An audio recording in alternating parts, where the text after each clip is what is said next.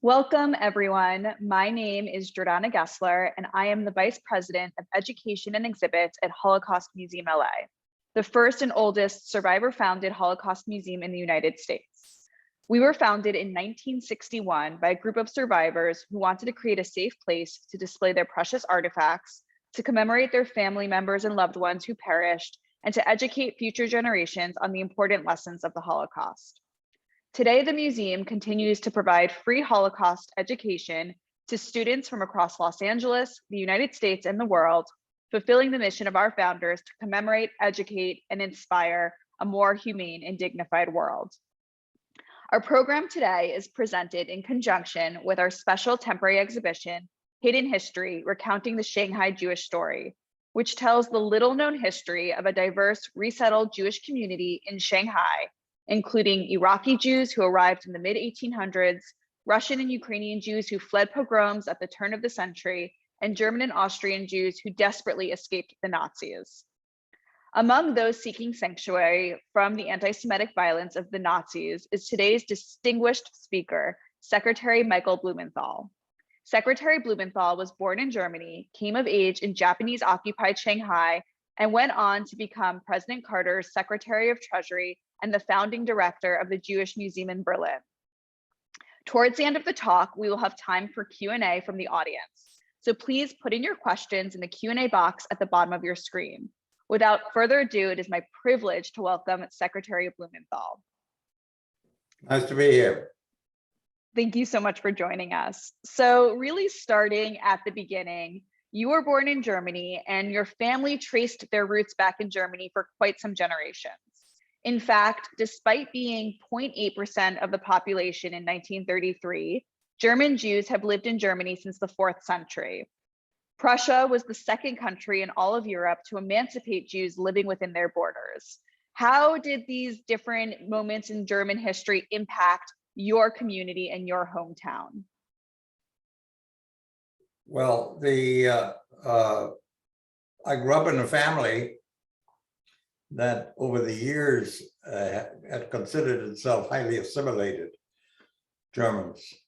And if you had asked my parents or maybe grandparents who they were, they would first of all have said they were Germans. And as an afterthought that they were Jews, they knew they were Jews. And anyway, if they had wanted to forget it, their neighbors wouldn't have let them forget it. So they knew they were Jews, they knew they were a bit different, but they were very proud to be Germans. And the most shocking thing, and one of the great shocks for German Jews and for my parents, was that with the rise of Hitler, suddenly they were told they were no longer Germans. They never had been Germans. They always had been a foreign element. And that was deeply disturbing to a large number of these assimilated German Jews, including my family. So I grew up in that kind of situation. And when I could no longer go to a regular German school, but had to attend a Jewish school in Berlin, it was the first time in my family that my parents really were exposed to sustained Jewish cultural lore, so to speak. They knew about Passover and they knew about Yom Kippur and Rosh Hashanah, but they didn't hardly observe them. They didn't observe. The only thing I think once a year we went to some relatives for a Seder, but that's about all. So for the first time, I came home at night and said I wanted to light the candles on Friday night and on Shabbat. So this was all very strange to them. And then suddenly, within a few years, life had become so impossible and so dangerous, and my father had almost been killed in a concentration camp that they had to leave all that behind. And though I was a young boy at the time, I was 13 when we left. It clearly had an impact upon me, which, however, was trumped only by the impact of watching that whole group of people, like my parents, 18,000, in this little cocoon in Shanghai, adjust to turning their backs on their roots, on their past life, on their values, making do under very difficult circumstances in a very restrained environment, and observing who made it and who didn't, who was able to adjust and who didn't, and how it affected their thinking and their lives. And of course, without knowing it, it deeply affected me as well.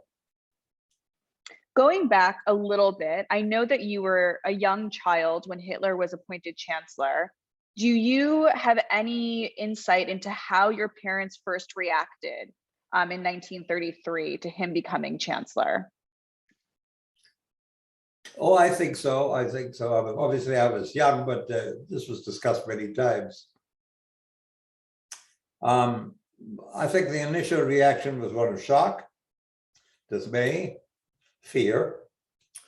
But beyond that, kind of a feeling, this too will pass.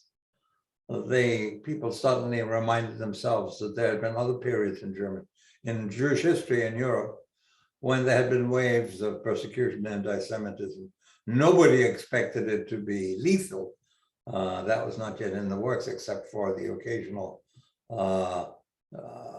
local brawl in which somebody got killed. It really wasn't policy yet to kill Jews. So people said, well, this will pass. Or there had been so many governments in Weimar Germany, the notion was that, well, one government comes and goes and there'll be another one. And Hitler is so extreme, the Nazis will only be a temporary wave that will pass. So the action was sit tight, don't do anything. And it's only younger people who had nothing to lose and who were more flexible, or people with a lot of money. And that was true for my parents on either point. They're the only ones who left soon. People had a lot of money or were very famous or had a big name, so they could go to another country, could go to America or someplace. Then they might leave, or they were young and they were adventurous. But to the average German Jew, the idea of leaving was anathema. They didn't. So in the first several years, let's say until about 1936, from 33 to 36, only out of 500,000 German Jews, maybe only about 80 or 100,000 left. The other ones sat tight, including my parents. They couldn't conceive where to go, what to do. They just sat tight. Their reaction was to say, this too will pass. We have no place to go. We'll wait it out. Yeah, that was, I understand, the typical reaction to this will pass, it will be okay. Do you have any recollection of the first time you experienced anti-Semitism in Germany? No, not specifically, but from the age of the first 4 years of my schooling, we're in a regular elementary school between 1932 and 1936. And I do recall that, you know, I was bullied, but, you know, all kids are bullied, or many kids are bullied in school when they're little. And I do know that these were kids who were wearing, these are young Hitler Youth people, the below Hitler Youth branch of the Hitler Youth. They wore brown shirts and, you know, they probably called me a dirty Jew or something. Didn't mean much to me. Anti-Semitism, to me personally, when I was on the street, never occurred because people didn't know that whether I was Jewish or not. But the fact of anti-Semitism and everything around me became increasingly clear as I became, you know, grew up in age, got to be 11, 12, 13. I wasn't stupid. I could see it all around me. I remember in 1933, when Hitler came to power on the 1st of April, 3 months after he came to power, they had a boycott of Jewish stores, and my parents had a clothing store, and there were Nazis standing in front of the store with big signs saying, don't buy from Jews. So obviously I was 7 years old, but I could see that. I knew it was happening. So I know that you're talking about this boycott in 1933, but the next big action or state action against German Jews was Kristallnacht, the November pogrom. What do you remember from the November pogrom? Did you stay inside? Did you witness the violence on the streets and the arrestation? I know that your father was arrested as part of the largest arrestation of German Jews throughout the Holocaust, but what did you witness in that during that evening?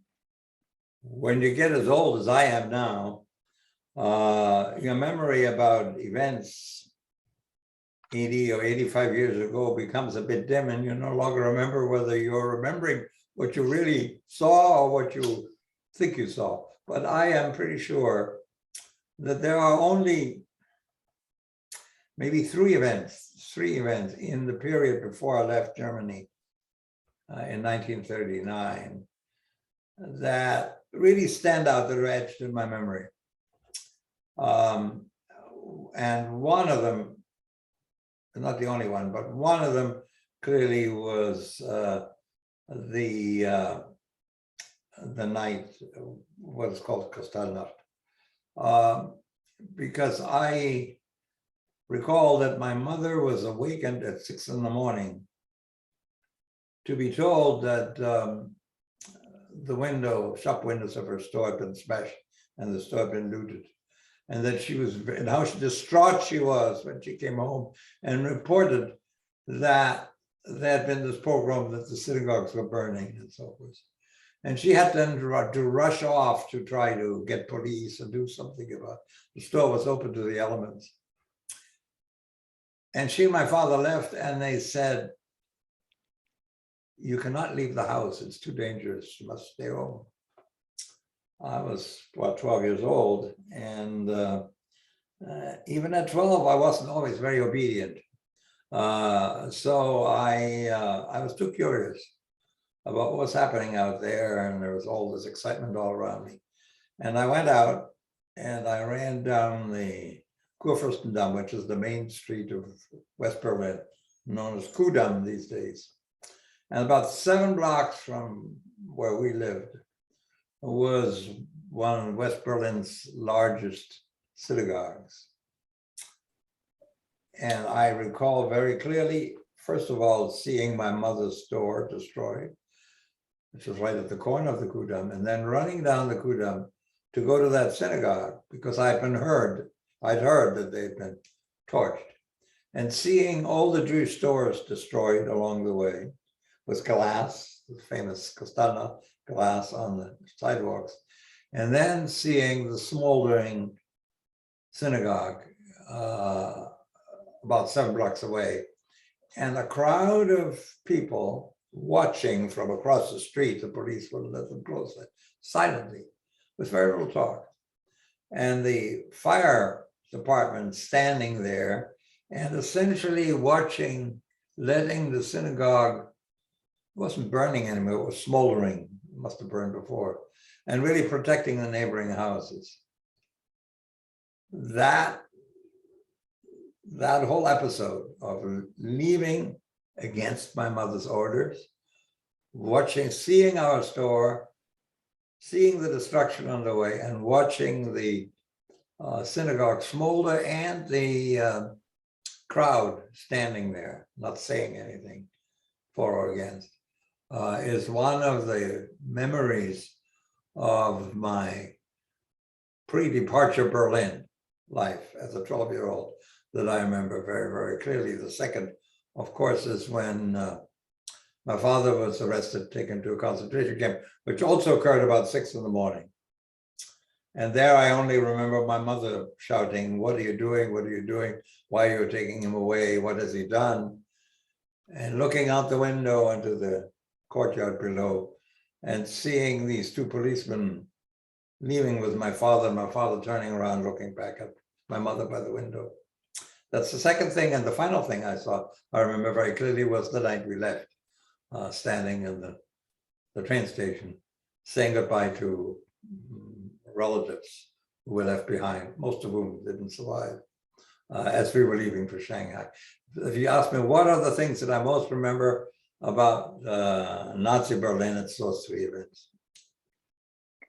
For your father, I read in your autobiography that he did not speak about his experience in, I believe it was Buchenwald concentration camp.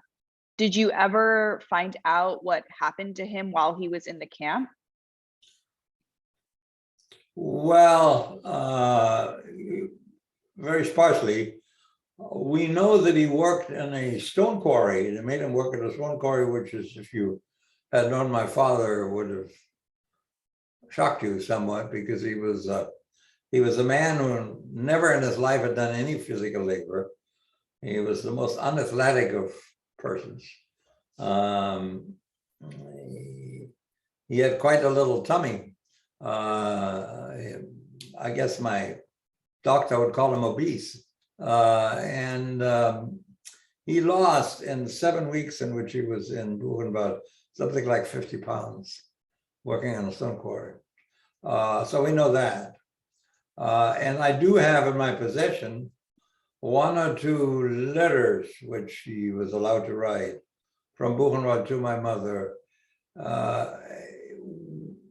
which I have kept, and I will pass along to my heirs, in which the interesting, they're very short. You're only allowed to write 2 or 3 lines maybe, in which he says, one of them literally says, Vali, that was the name of my mother, Wally. Valerie was my mother's name, Vali. We must leave. Wir müssen weg. We must leave. Period. Ich mache alles. I will do anything. That ich mache alles, I will do anything, was the remarkable thing, because my father is the one who had been most reluctant to consider leaving the country. And there he was from Buchenwald saying, we must leave, I'll do anything. Well, he realized that his life was in real danger and that life in Germany was over. So I remember that. That's all I know about him. I don't know what else I know. And this was really a turning point for so many German Jews who had seen themselves as German, for them to realize that their lives were in jeopardy. So what did your parents do? What countries did they look to immigrate to? What was the process like to search for immigration opportunities? Well, another unintended consequence of this period is that I became interested in and pretty good at geography. Because we little kids, I mean, I was in this Jewish school from the age of 10 to 13. So what we call 5th, 6th, 7th grade, first 3 years of high school. What we call high school in Germany. And those were the years when we kids, Jewish kids, all heard at home talk about emigrating, where to go. And the real problem was that there was no place to go. Because though most countries expressed shock and sympathy, shock at the way Jews were treated and sympathy over their plight, when it came to saying, what are you going to do about it? Most of them said, but sorry, we can't do anything about it. They were incapable of doing something about it.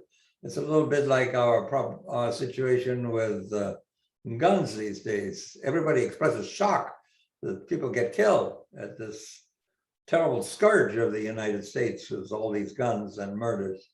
But then when you ask the Congress to do something, they say, yeah, but we really can't do anything about it. And that's the way it was with the German refugees, if that's not a very good analogy, but it's the same thing.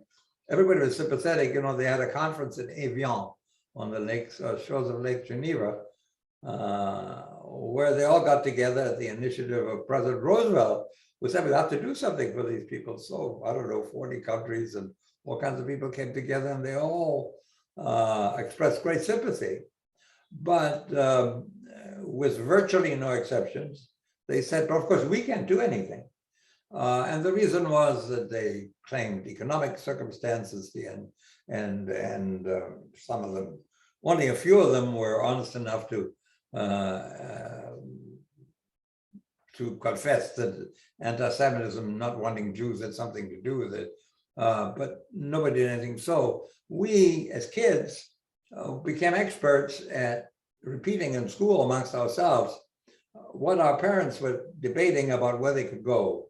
So if you had I knew exactly what the requirements were to get to the United States, that you needed an affidavit, exactly what that meant. I even knew the word, even before I knew English, I knew the word affidavit, that you needed to pass a health exam, and that there were quotas, and quotas were based on where you were born. I knew all that.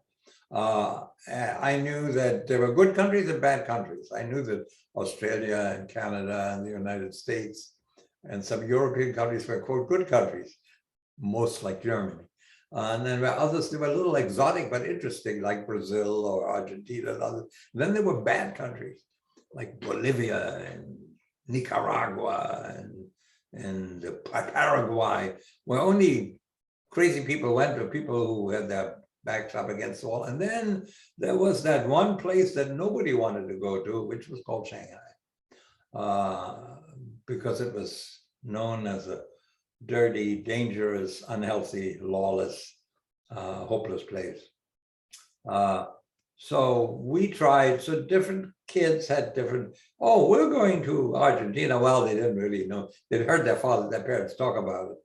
And I probably kept saying, oh, we're going to Brazil because my father did have a sibling who had emigrated to Brazil who tried to get us visas to go to Brazil. And that from 1937, 38 on, when we actively tried to get out, was our goal. But it didn't work. A lot of this was corrupt. You had to bribe, and different regimes, different presidents came. They had different rules. We never made it.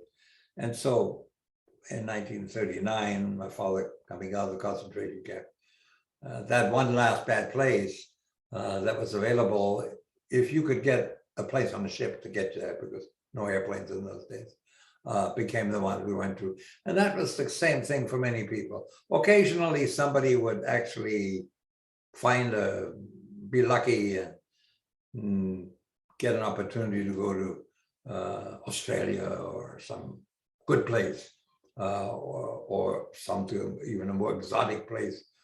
Some just went to other European countries, which sounded good, but in the end, it was not such a good idea. So I heard all this for years. So I knew the capital. I could tell you the capital of Bolivia and the major towns, and then Ecuador, all that. Very few kids these days would be able to do that, but I knew it because that's all I heard about it all. So you have this memory of being at the train station, saying goodbye to your family and friends after your parents decide Shanghai is their only option to escape. And then you traveled by boat, I believe out of Italy, through different Naples, Italy. Through Naples, through different ports that were actually mostly British occupied. So through the Suez Canal, Bombay. What do you remember from this trip, sort of docking in these ports, but not being allowed to enter or be accepted into these countries? And sort of, what were your experiences, your emotions while you were on the ship? I have some memories of that trip, mainly because for a 13-year-old, taking a 1 month trip on a ship halfway around the world was exciting, and I did not yet have the maturity or sophistication to understand the terrible problems awaiting us at the end. Still feeling, oh, my parents always managed, they'll manage this too. I had still this naive, childlike faith in the wisdom and invincibility of my parents. Took a while to be disabused of that. It was really a kind of an unreal month, interlude between getting away from the physical risk to our lives of Shanghai and of Germany. The relief of that we were safe in that regard, and the total uncertainty of what would happen to us when we got there to our destination that 1 month. Because we were on an ocean liner, some in first class, in a fair degree of luxury, because that was the only ticket they were able to get, and they still managed to scrape together enough marks to buy that ticket.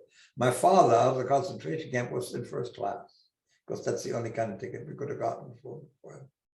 So he was waited on hand and foot by, as you would be on a cruise, an ocean liner like that.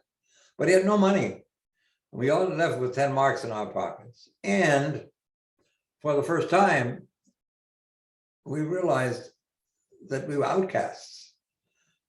that even as we stopped in each of these ports, we were either not allowed ashore because the locals were deathly afraid we might not get back on the ship, or we were allowed ashore, but were told in uncertain terms that if we didn't return to the ship, terrible things would happen to us there locally. So it's the first time they realized that the incongruity of being on the ship and being treated like first-class passengers, some of us, I was the first class, well treated as a passenger, together with the relief of having escaped the Nazis, the fear of the unknown of what lay ahead, and stopping at all these places and people saying, hey, nice to see you, but please don't come too close. We don't want you. So that was my beginning of recognizing that I was, that we were now outcasts.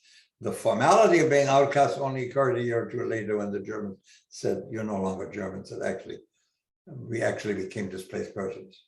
We weren't, that we still had a German passport for traveling, but we were already outcasts. And when you arrived in Shanghai, was there a culture shock? What did your parents do for work? Were you able to attend school? Did you meet other Jewish refugees from Germany and Austria? Who were you interacting with?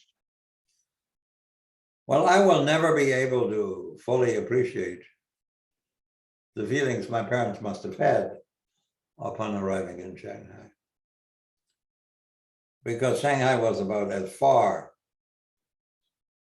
in every respect from the life they had known.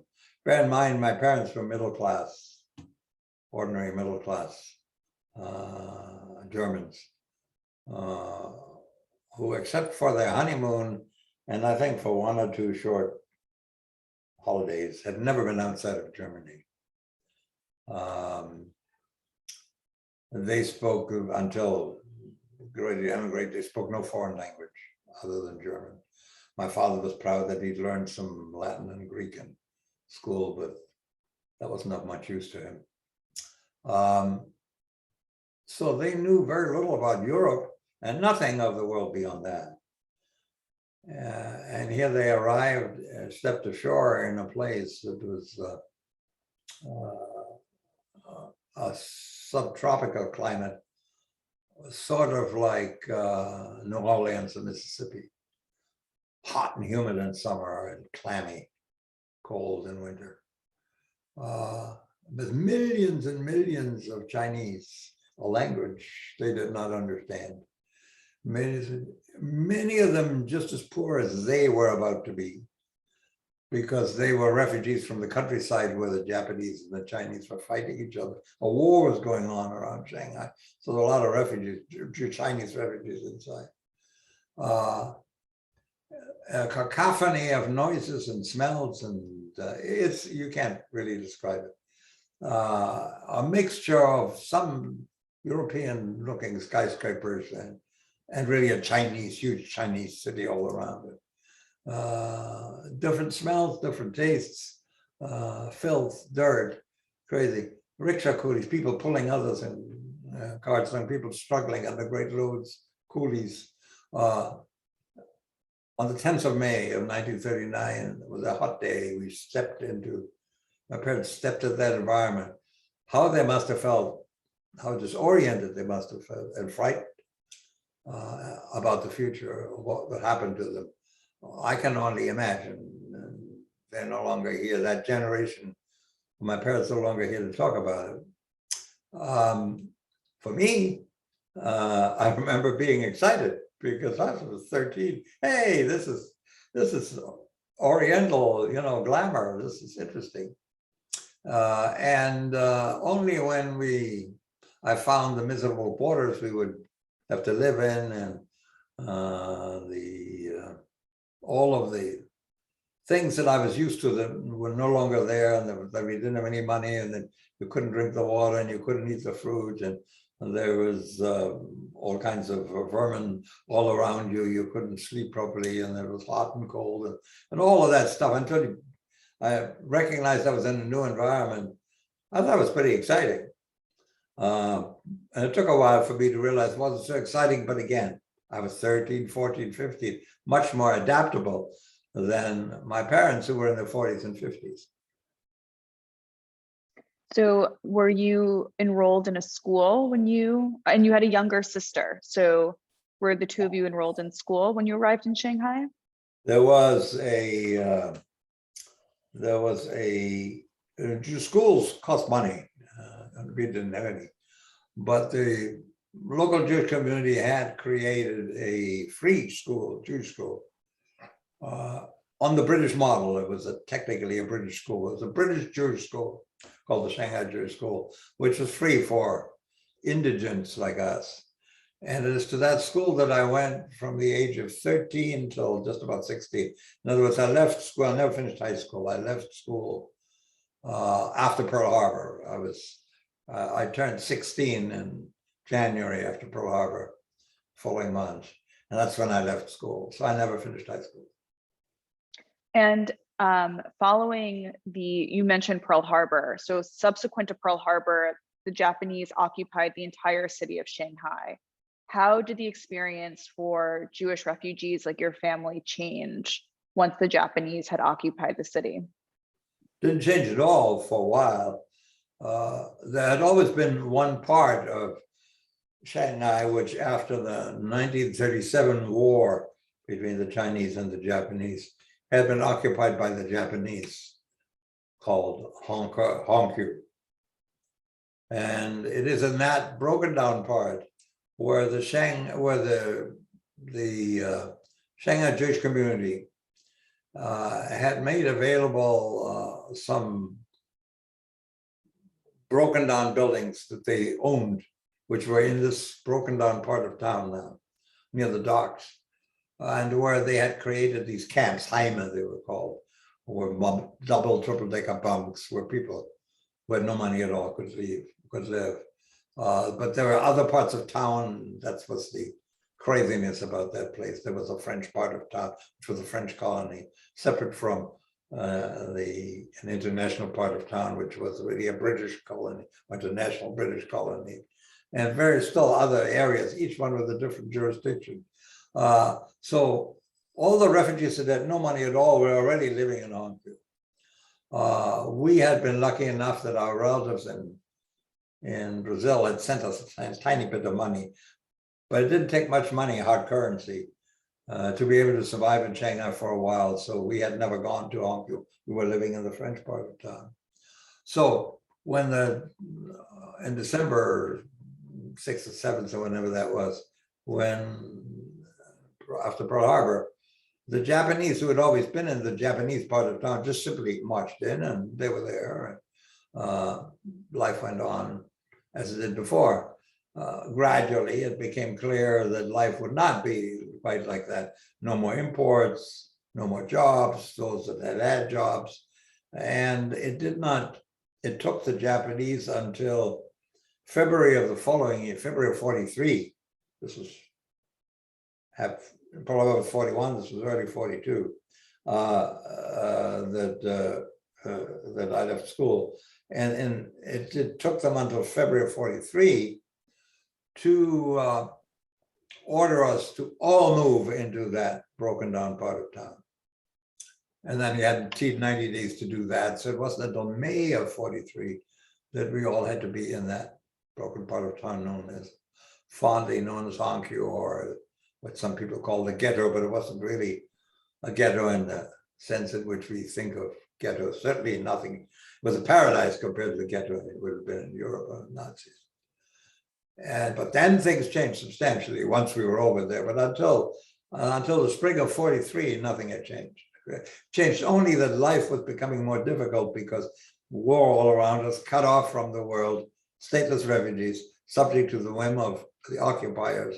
It was uncomfortable and we were poor, but it had been uncomfortable and we'd been poor before. So can you explain a little bit about the experience? So you mentioned, Japan being allied with Nazi Germany, under pressure from Nazi Germany, put all of the Jewish refugees into the Hongkew district of Shanghai. What was life like when you had to live there after May of 43? Well, first of all, I think we all would have been greatly surprised and shocked if that experience of forced togetherness in Hongkew from May of 43 till the end of 45, and then before and after life changed somewhat, of 18,000 European refugees, mostly German, Austrian, but some Hungarian, Czech, Polish, and others, would, in the year 2022, still be the subject for great fascination of interest by people like your listener. And this is not the first time I've been asked to talk about it. And we would be surprised by the innumerable books that have been written about it. And somehow it's excited the imagination of people. It was a very drab existence. We didn't think we were at all important. We thought we were forgotten, as we were, because we were in a little corner of the world. The war was going on near us, but it really didn't touch us until the very end, 2 months before the end of the war. Some Americans threw a few bombs on us, but other than that, we were just collateral damage. We were up in the corner someplace. So, but we were all on ourselves, and we were all in the same, pretty much reduced to the same level of poverty. There was a tiny little difference. If you had a little bit of dollars or pounds stashed away, you were one of the rich aristocrats, but that's all relative. Basically, we're all the same. And we all had to make do in this environment, but there were no jobs and not enough to eat for many of them and so forth.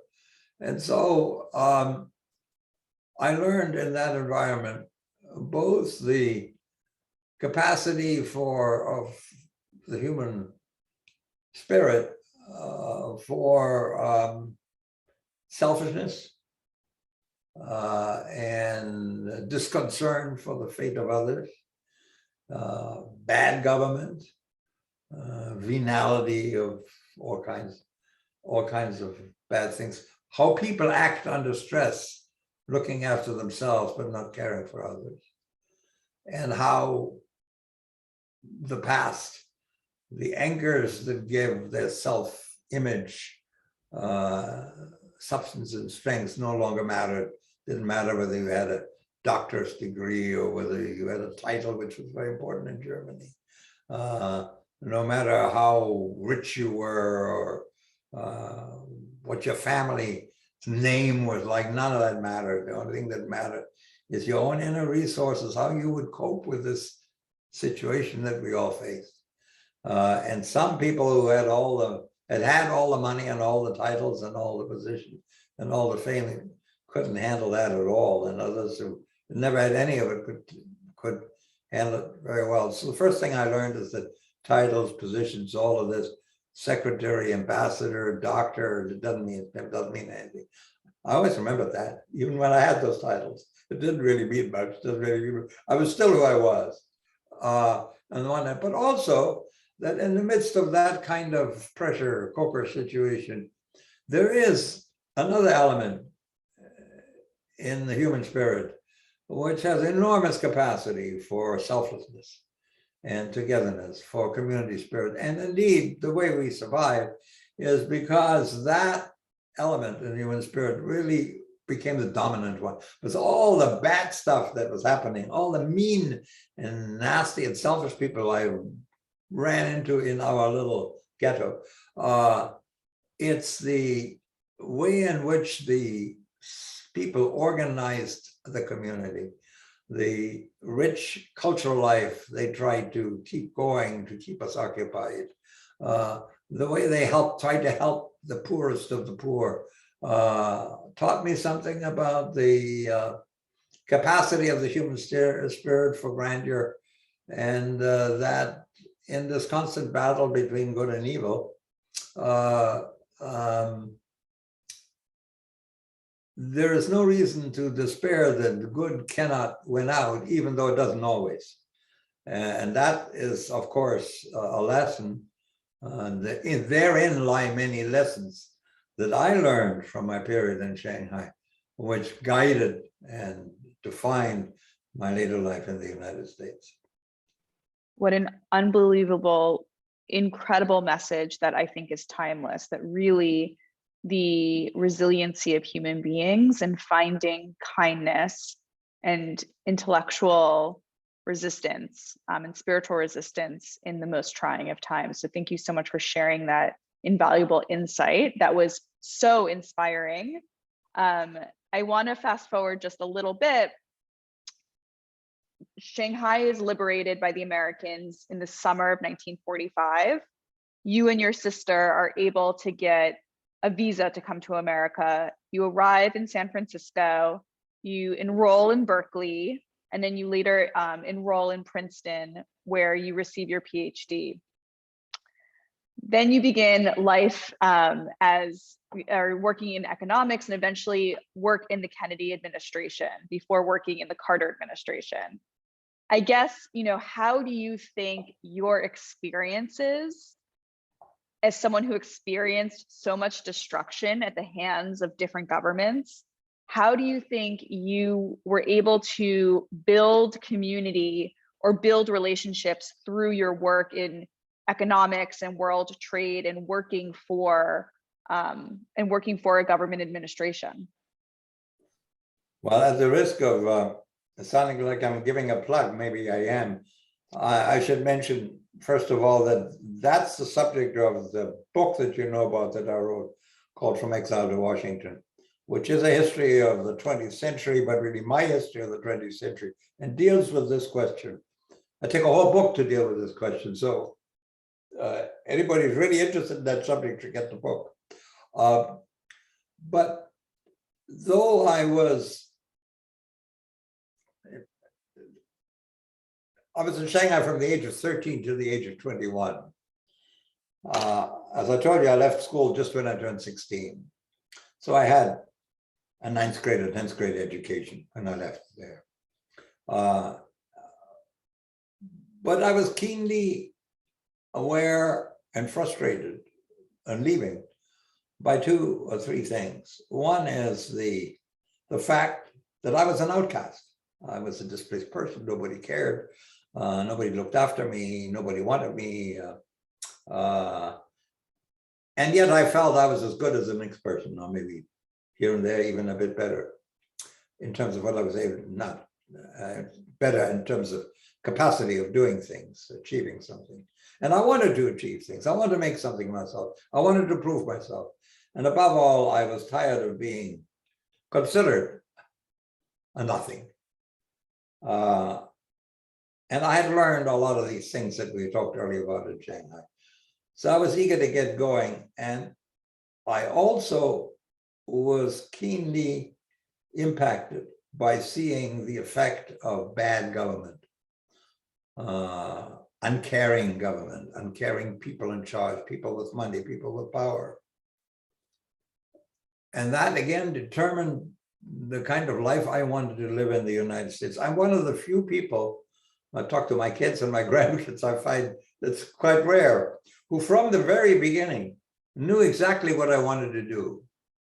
I knew I wanted to study the social sciences to try to understand what makes the world go round, society go round. I was particularly interested in economics because I had seen the world's second worst inflation in Shanghai, and I wanted to understand how the world, economically, financially, how the world works. Because I couldn't observing it, I couldn't figure it out. And I wanted to go into public service to see how it looked from the inside, and maybe to see whether I couldn't help to make it a little better. That might have been, we are all idealistic when we're very young. That was one of my idealistic hopes when I first came to this country. And the second thing, of course, was that I wanted to be somebody, quite frankly.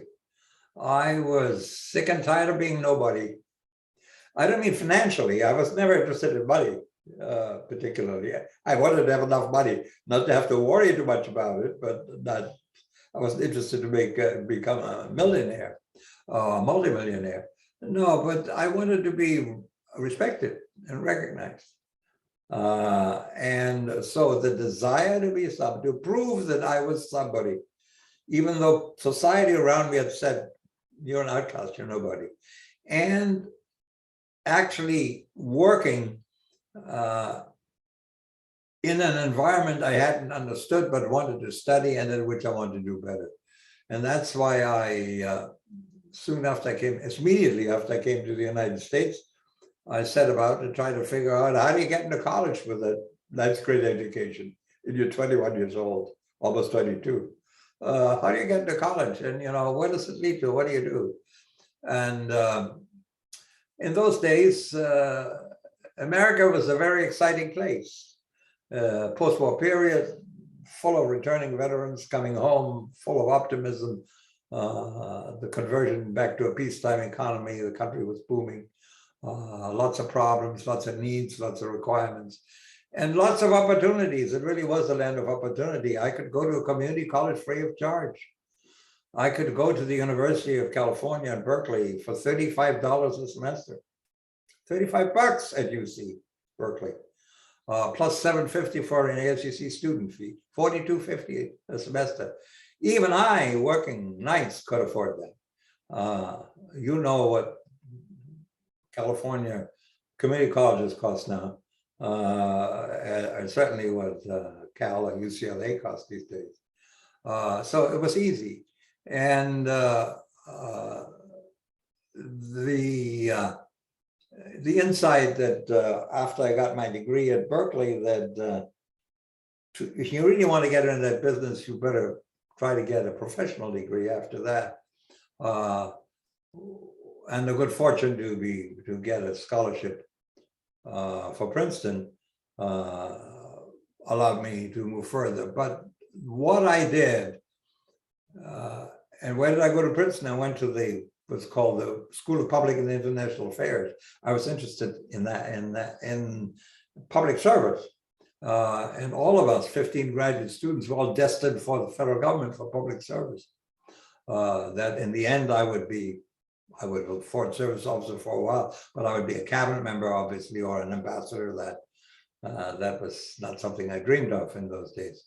But but that choice of my career, and then working in companies and being responsible for large corporations in which I realized I ran companies at 100,000 people, that there were thousands of people who held jobs and had ambitions to do more and to be promoted and to be recognized for it, to do good work, to be recognized for what they did, to be able to move ahead. And that there were a lot of unfeeling bosses about them that would frustrate them because I had been subject to that. And so again, the thought based on Shanghai, the idea was maybe if I could run a company, I can have a company that is better. And my greatest pride is that one company I ran, the first one, was voted one of the 5 best managed in the country. So, you know, we tried. So it's a long answer to your question. I thought Shanghai was wasted time, but in fact, Shanghai was a practical school of hard knocks that taught me more about the human spirit and motivated me more in shaping my future life and my dreams and ambitions than I realized at the time. I mean, it's incredible to think about your long career, whether it be working in White House cabinets or taking a company like Bendix International and making it one of the best 5 managed companies in the country. I know that you've had several different career changes in your life, and I want to draw attention to maybe one of the last ones, which was you were invited and you were the managing director of the Jewish Museum in Berlin, which now sees probably 1 million visitors a year and serves as one of the most visited Jewish museums in all of Europe. So how did someone with your experience, personal and professional, how did it feel to take on that responsibility, return to Germany, and change your profession to one of Holocaust remembrance and commemoration? Well, much in one's life is serendipitous. It's a sort of accident, just happens. I knew nothing about museums, certainly never dreamed I had anything to do with museums. I hardly ever went to visit one of them. The German government asked me to help them with this museum project. It was because the idea of a Jewish museum in Germany was fraught with political sensitivities. And a building was being built, had designed and built by Daniel Liebeskind, without any real agreement on what to put in it.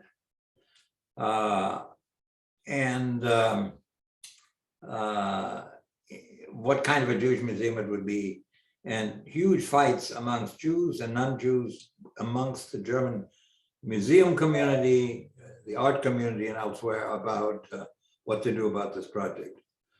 So the German government came to me and said, and asked me whether I would, and they just fired an Israeli Jewish director with accusations of anti-Semitism in the world press, in the New York Times and Manchester Guardian and Europe and elsewhere.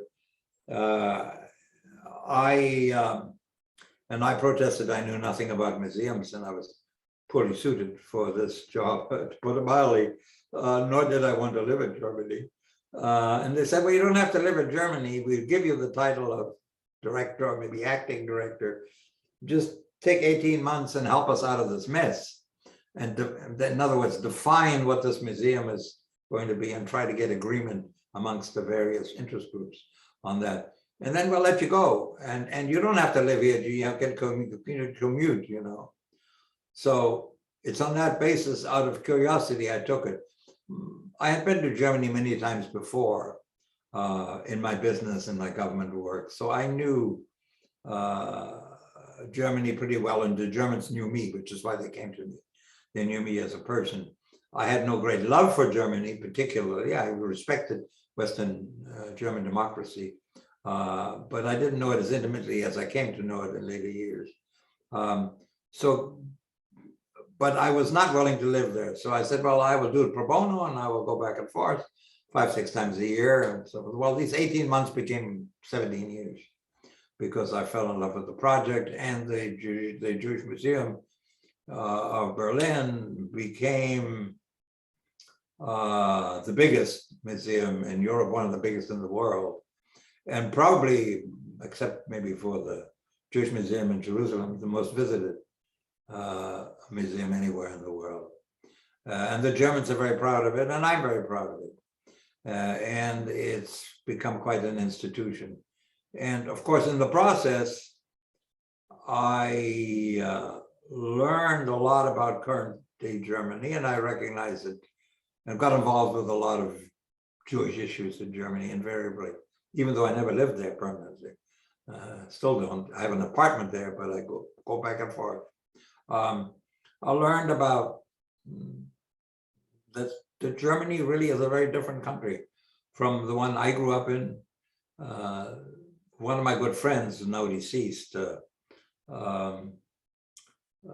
Fritz Stern, a great historian, wrote a book called The 5 Germanys I Have Known. Well, I could have written, that's a title I could have used. I couldn't have written the book. He's a lot better historian than I am, but the title I could have used. I've known those 5 Germanys, and this is a very different one from the other 4 that I've known. Very, very different. And I have a lot of admiration for it. So I've become very intimately involved, not so much with Germany, but with Berlin, because the Germans and Berliners are very proud of the museum, obviously. And they think of me as having, being the father. Well, I'm the father of it, but obviously I didn't do it alone. It's a lot of people who worked on it, but I'm getting a lot of the benefit of it. And it was a fitting climax to the work I did, not all that different from what I'd done before, because essentially a political job, a job of getting different interest groups with varying interests to work together toward a common goal, and of understanding human foibles and selfishness and manipulating it in a good sense, manipulating it for the better good of the whole. That's what I did all my life. I tried to do all my life, not always successfully, but sometimes successfully. And so it's been a wonderful experience to be back also in the country. You know, my apartment's right around the corner from where I grew up. It's kind of fun.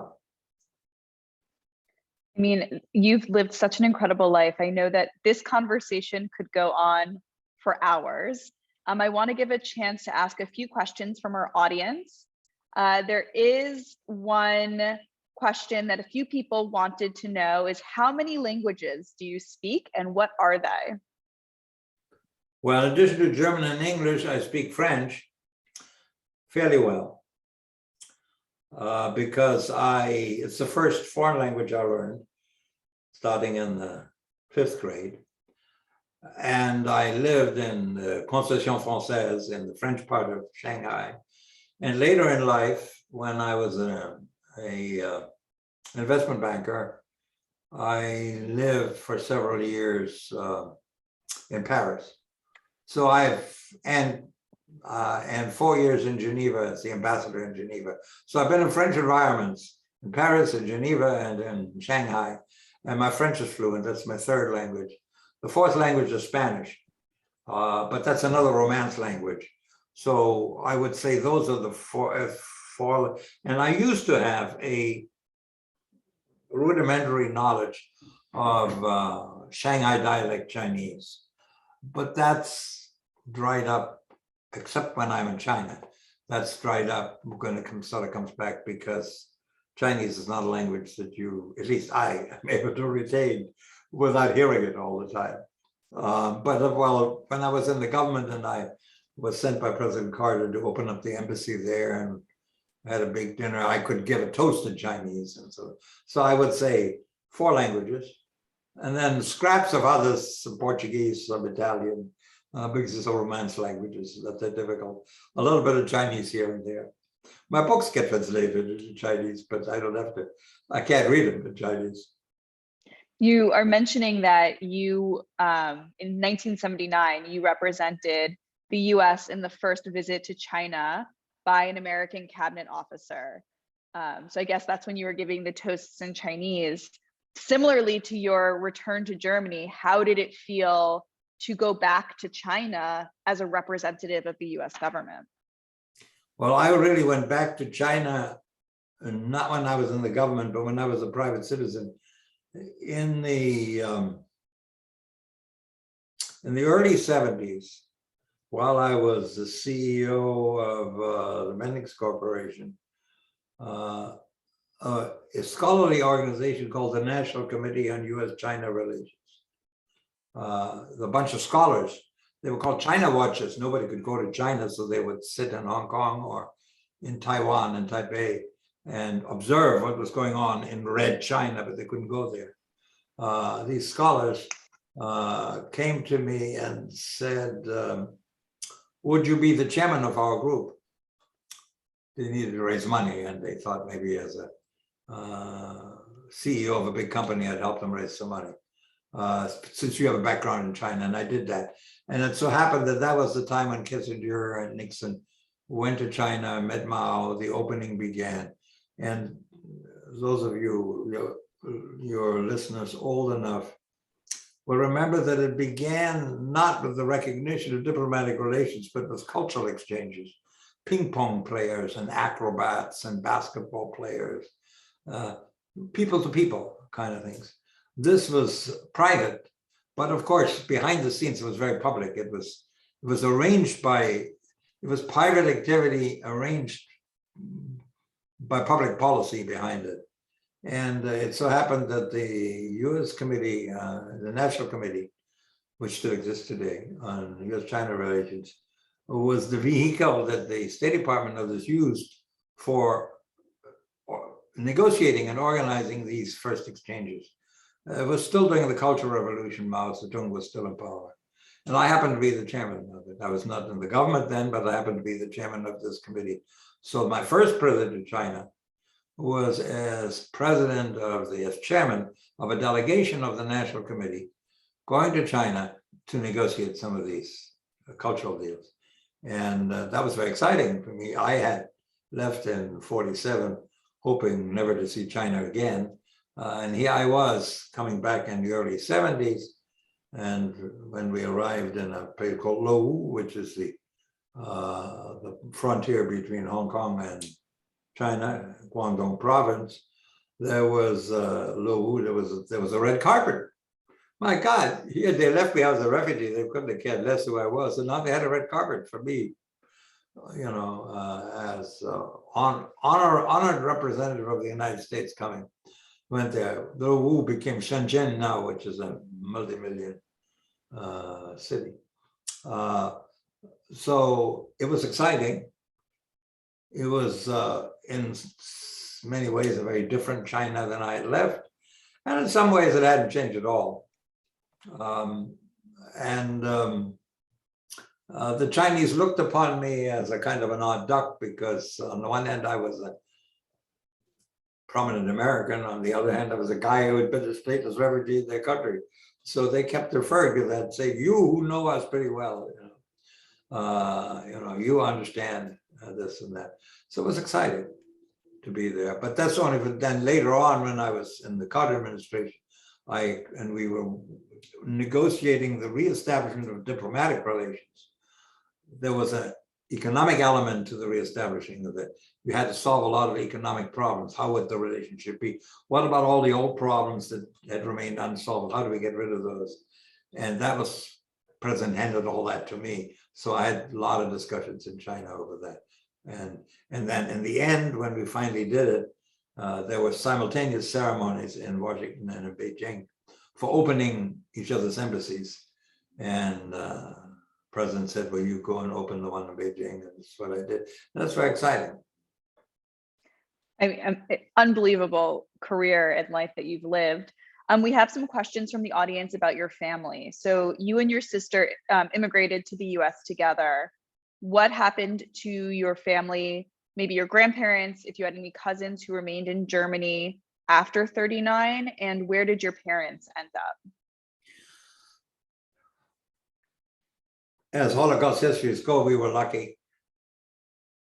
I was lucky. My immediate family did not perish. My parents were divorced in Shanghai. They both came to the United States. Both eventually lived with their respective spouses in San Francisco and died there. My sister and I were the ones who came together. She and I came in 47 together, and each started our families, and by now large families that is the result of our coming together, and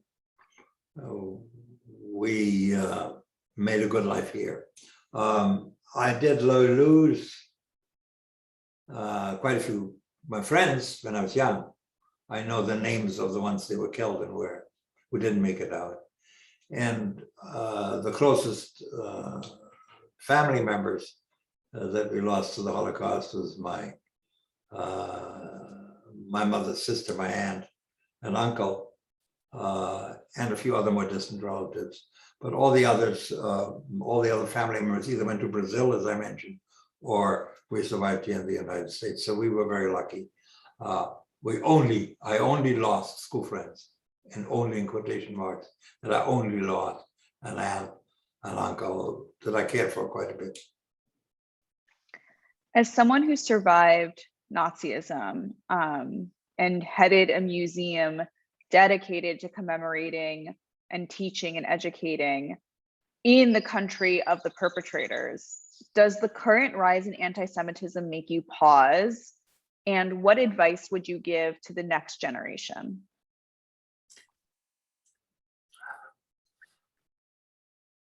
The Holocaust can never be forgotten, and it will not be forgotten, much like the Crusades in the Middle Ages, or the Black Death in the 13th century well, it's never forgotten. And the place where it took place and the role that the Germans played will always be remembered.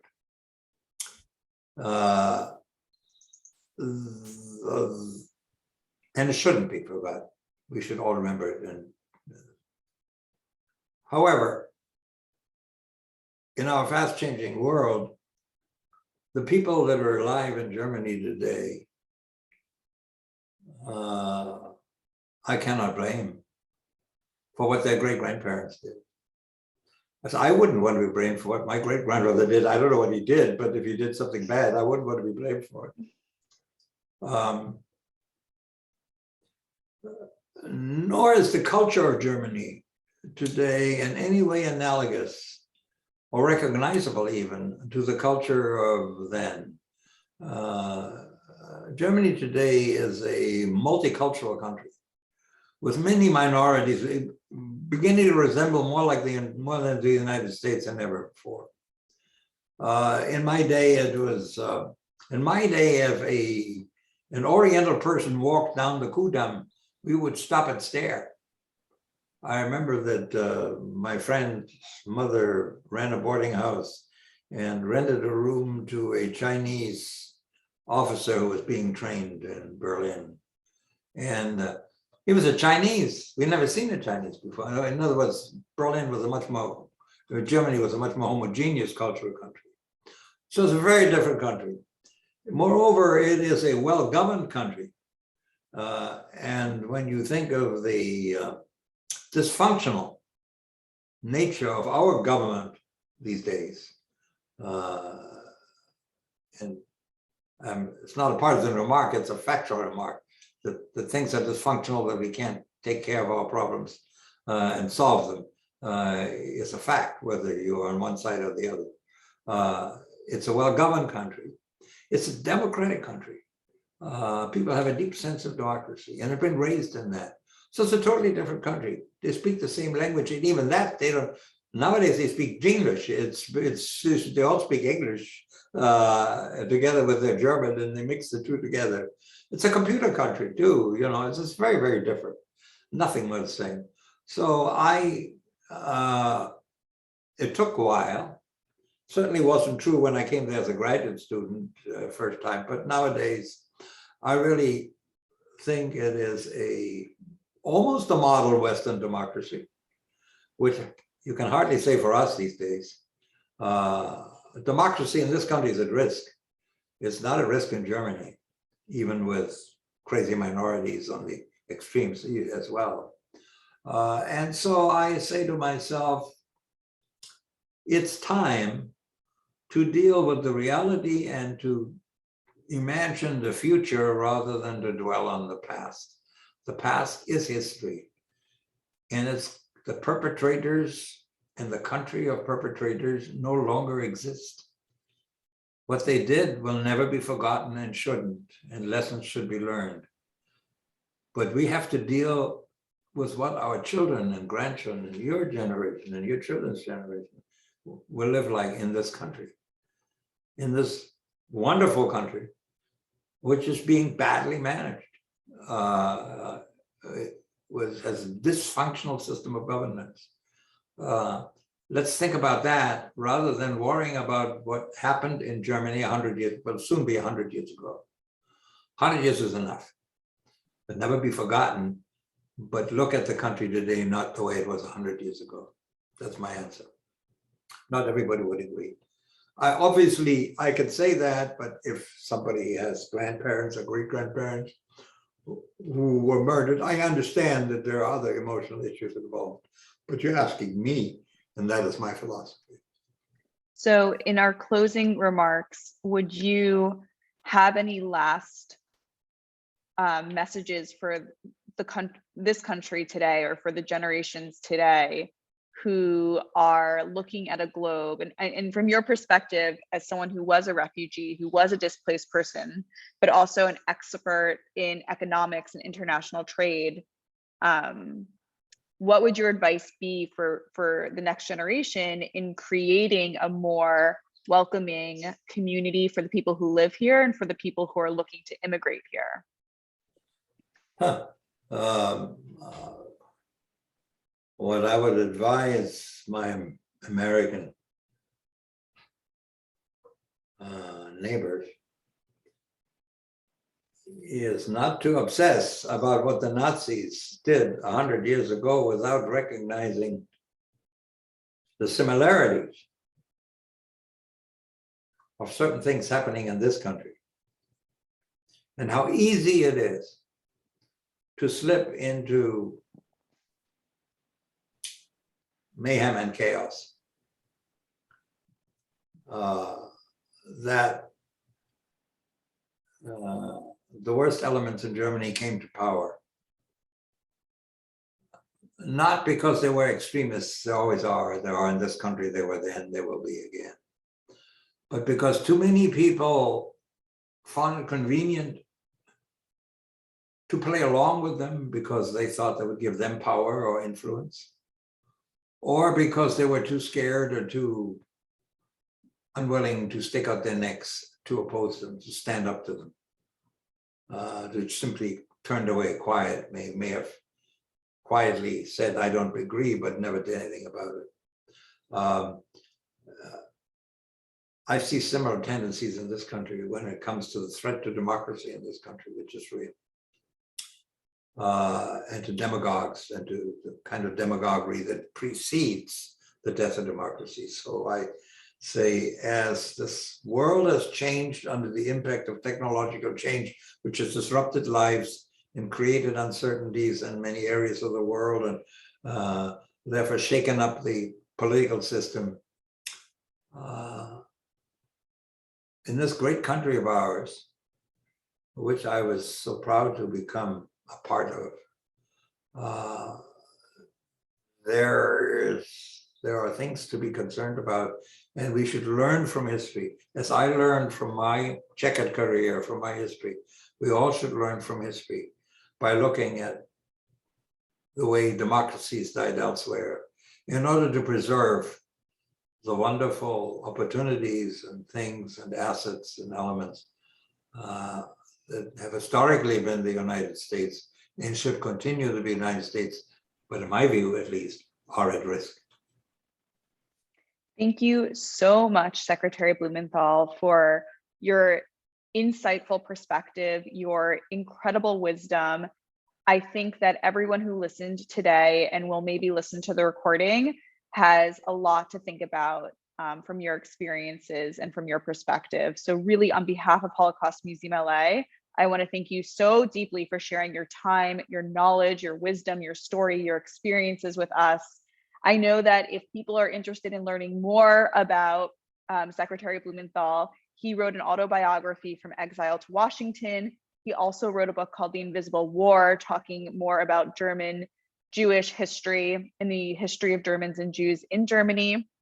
So I definitely recommend checking those books out. If you are interested in learning more about the Shanghai Ghetto and the history of the Jewish community in Shanghai, you can visit our exhibition, Hidden History, Recounting the Shanghai Jewish Story, which is on display until August. You can join us also on Thursday, July 7th at 11 a.m. Pacific to hear from another perspective of someone from Shanghai, Harvard constitutional law professor Lawrence Tribe.